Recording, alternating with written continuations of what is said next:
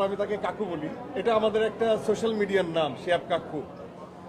তো না শিহাব ভাই যেটা বললো যে না, আমি ছোটবেলা থেকে শুধুমাত্র এটা অভিনয়ের ক্ষেত্রে না, আমি আমার যারা শিক্ষক ছিলেন তাদেরকেও প্রচুর প্রশ্ন করতাম। মানে আমার কাছে মনে হয় যে মানে প্রশ্ন না করলে জানবো কিভাবে। আর একটা হচ্ছে যে বলে যে বাবা কখন শিখছো, বলে যখন ঠেকছি। তো আমার কাছে মনে হয় যে প্রতিনিয়তই আমরা ঠেকি, কেউ প্রশ্ন করে কেউ প্রশ্ন করে না। তো আমি প্রত্যেকটা প্রশ্নের উত্তর নিয়ে সিকোয়েন্সটাতে বা মুভিটাতে বা পুরো পাণ্ডুলিপিতে নিজেকে এঙ্গেজ করতে চাই।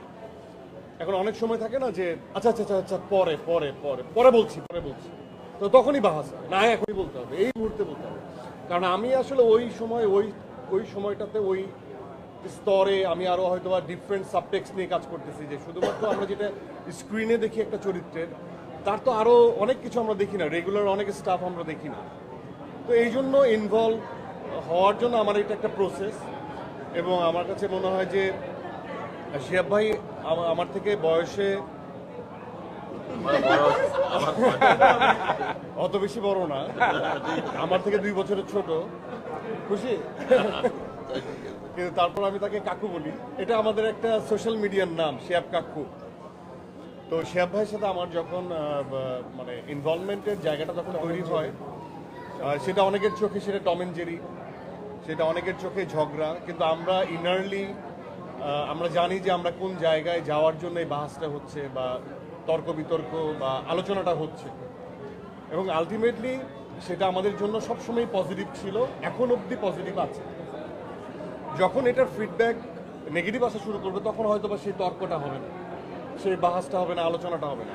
বাট এটা আমার একটা প্রসেস। আর শিহাব ভাইয়ের সাথে আমার সম্পৃক্ততা আমার বন্ধু মানুষদের অনেক আগে হলো, আমার অনেক পরে।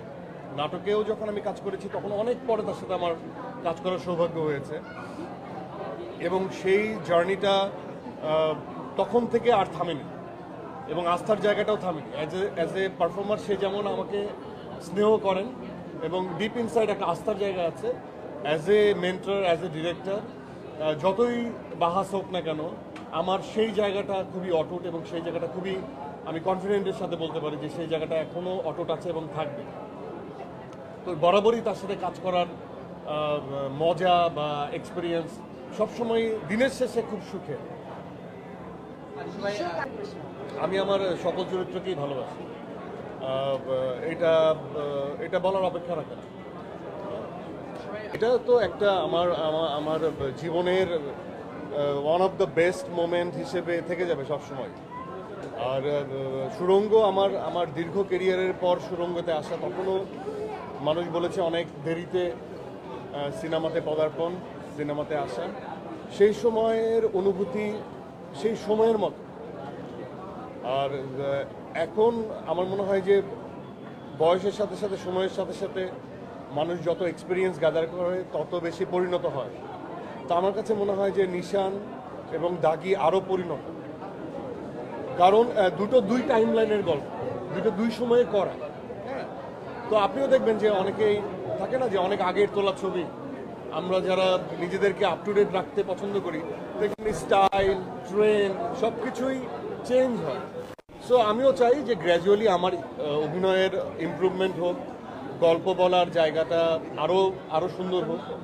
বাট আমার ইনার একটা ফিলিং সবসময় পারফর্মার হিসেবে কাজ করে যে আমি চাই স্ক্রিনে গল্প ডিল করতে, সুন্দর গল্প ডিল করতে। এটার কোনো অল্টারনেটিভ নাই, গল্প আমার লাগবে।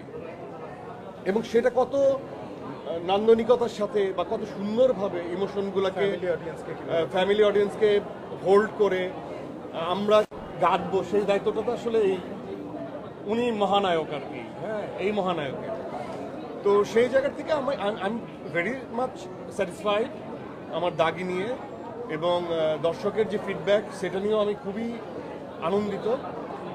আর আমি তো আমার মতো, আমি তো এই ছোট ছোট অনুভূতি, এই ভালোবাসার, এটা আমি আমার মেমোরিতে ক্যাপচার করে রাখতে চাই। এই জন্য আমি আমার টিমের সাথে চলে আসি হল ভিজিট করতে, হলে দেখতে। এটা অসম্ভব সুন্দর, মানে এটা আমি কোনোভাবে এটা মিস করতে চাই না, এবং আমি এটা মিস করব না। মানে পূর্বেও করিনি, আজকেও করবো না, ভবিষ্যতেও করবো না। আইল বি দেয়ার, মানে আমি সবসময়ই আসবো।